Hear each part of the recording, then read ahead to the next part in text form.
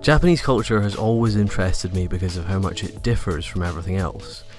I feel like when I watch a Kurosawa samurai movie or play a JRPG, I'm getting an experience that is so particular to Japan, something that no other media culture in the world comes close to. And one of Japan's signature eccentricities is their obsession with robots. Everywhere from their entertainment to their domestic products market has robot in every form and shape imaginable, and that interest is specifically prominent in anime.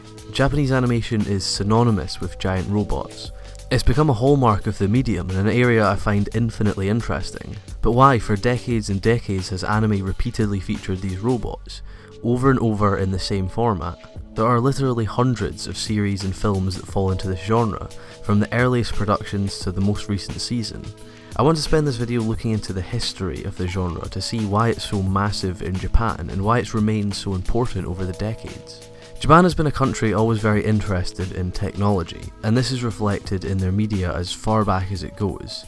If we look back to early anime and manga series, we see a trend of technology-based storylines. They're almost all based on narratives that involve machinery in one way or another. Whether it be an android human or a piloted mech, there's a very distinct pattern. And this starts around the same time as the anime TV boom in the 60s. During this decade, there was a series of science fiction anime that featured mecha characteristics, before what we recognise as the established mecha genre today. Astro Boy, Cyborg 009 and 8-Man were all very similar in that they feature characters that are a mixture of human and robot. And this blending of technology and humanity seeps into the themes of these stories as well, later on becoming one of the main themes of the genre. Looking at these designs, you can see the similarities to mecha anime of the next decade or so, but more specifically the later mecha anime of the 90s, and I'll touch on that further on in this video. But these anime established the first market for the mecha genre.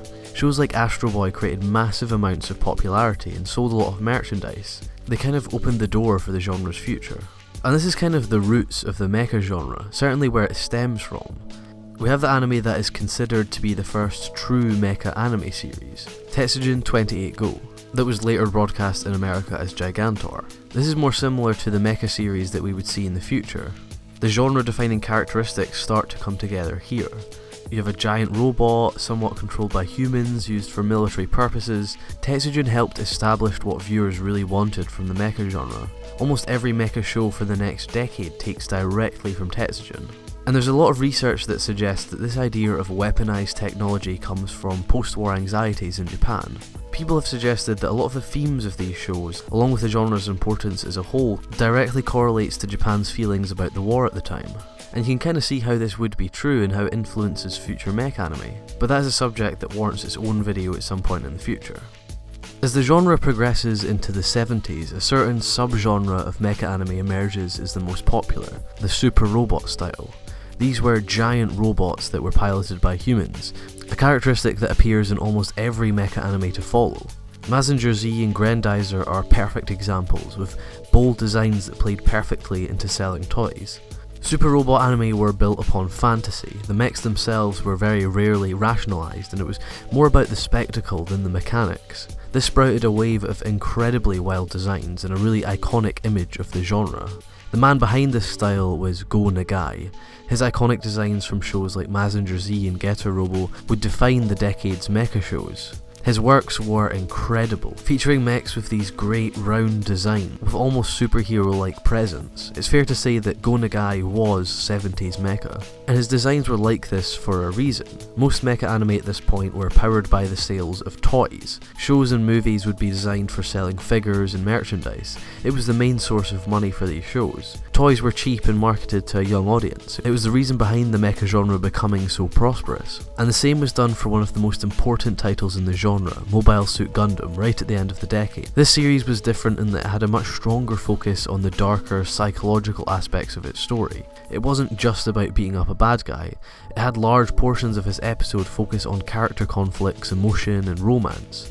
As revolutionary as it was, it didn't do a very good job of selling toys to that young demographic. The darker episodes didn't really inspire kids to go and buy toys. It didn't sell well enough and the series was forced into an early ending. But years later, episodes were broadcast to an older demographic and a line of toys marketed towards a more mature audience were made. These were model kits that you would build and paint. The new time slot became much more popular and model kits sold very well, opening up a whole new market for the genre. These model kits were called gunpla, and they created a whole subgenre of mecha anime. They required customers to build the model and then paint them very meticulously.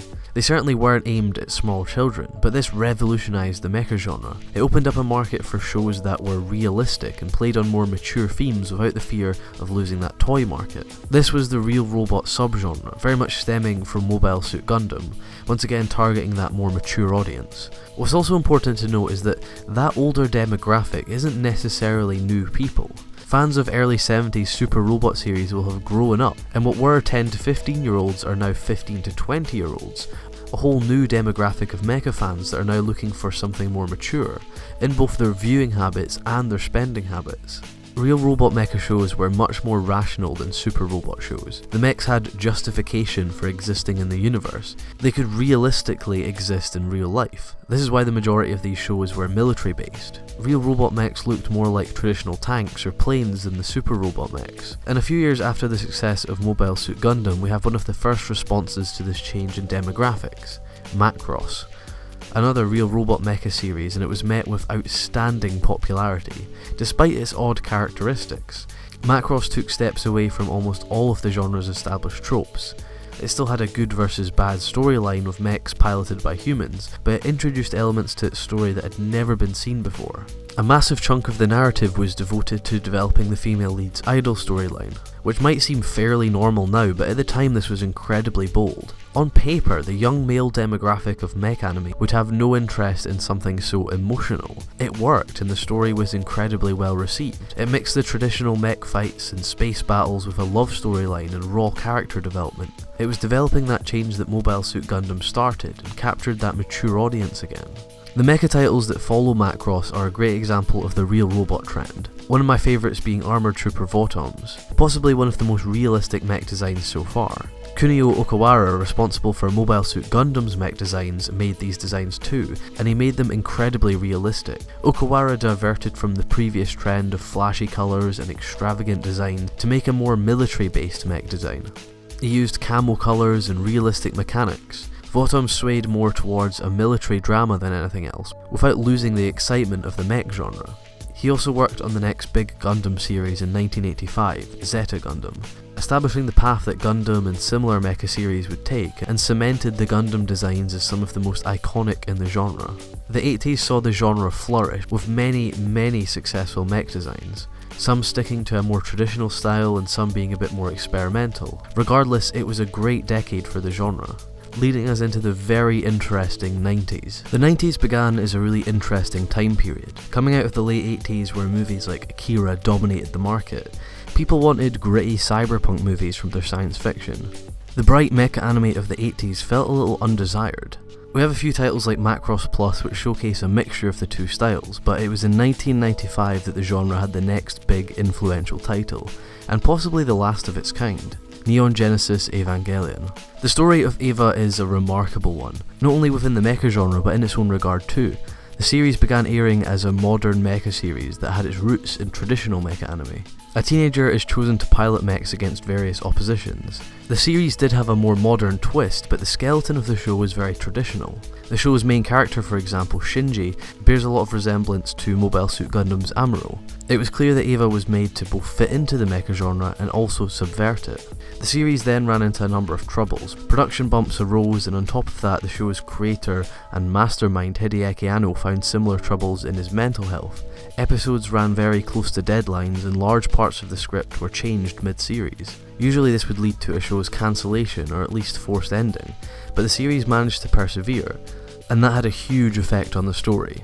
The narrative started to delve deeper into character psychology more so than anything from the genre before, devoting whole episodes to downward spirals of emotion. And the last few episodes saw huge production issues and were broadcast as bundles of ideas that I personally thought were great but didn't capture the same response from its audience.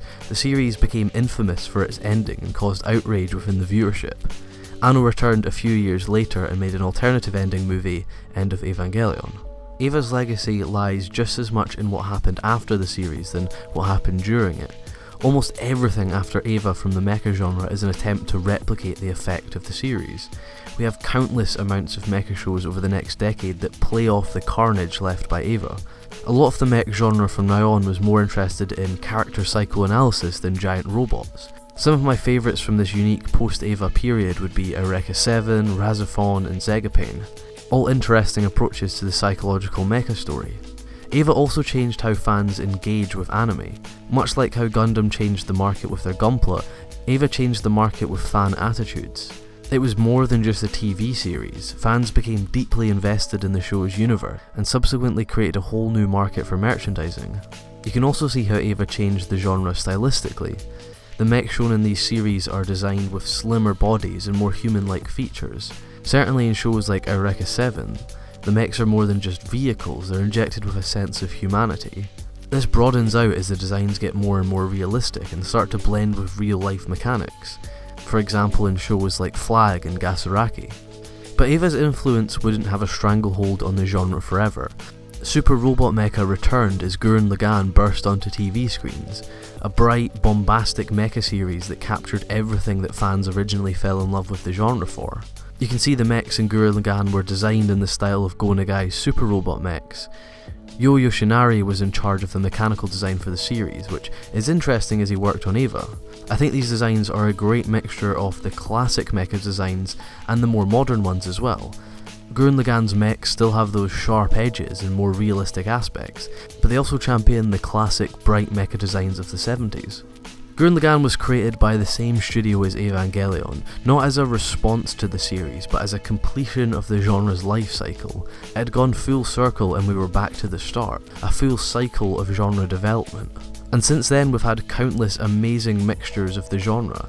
Star Driver, for example, is a mixture of super robot mecha and psychological mecha, pushing the fantasy of mecha to its limits while also devoting a massive portion of its story to character psychoanalysis. Now every single season has mecha anime, each offering a unique twist on the genre, and it's awesome to see all the different influences from across the decades.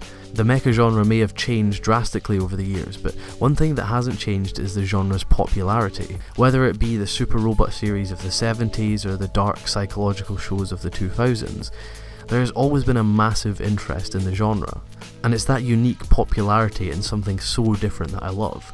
And I hope this video has given a good enough picture of that narrative. If you felt so, please do be sure to subscribe to the channel and check out some similar videos on different topics. But thank you very much for watching.